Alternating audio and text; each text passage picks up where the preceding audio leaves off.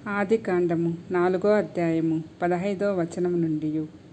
అందుకు యెహోవా అతనితో, కాబట్టి ఎవడైనను కయీనును చంపిన ఎడల వానికి ప్రతిదండన 7 అంతలు కలుగనెను.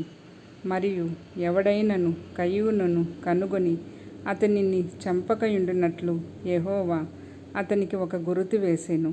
అప్పుడు కయీను యెహోవా సన్నిధిలో నుండి బయలుదేరి వెళ్ళి ఏదెనుకు తూర్పు దిక్కున నోదు దేశంలో కాపురముండెను.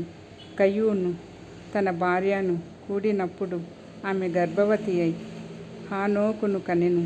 అప్పుడు అతడు ఒక ఊరు కట్టించి ఆ ఊరికి తన కుమారుని పేరు బట్టి హనోకను పేరు పెట్టెను. హనోకుకు ఇరాదు పుట్టెను. ఇరాదు మహూయాయేలును కనెను.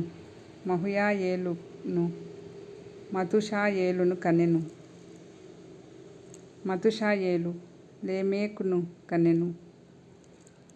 లేమెకు 2 స్త్రీలను పెండ్లి చేసుకొనెను. వారిలో ఒకదాని పేరు ఆదా, రెండవ దాని పేరు సిల్లా. ఆదా యాబాలును కనెను.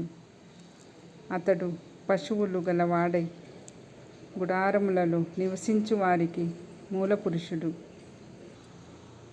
మరియు సిల్లా తుబాల్కాయునును కనెను. అతడు పదును గల రాగి పనిముట్లన్నిటినీ ఇనుప పనిముట్లన్నిటినీ చేయువాడు. తుబాల్కాయీను సహోదరి పేరు నయమా. లేమాకు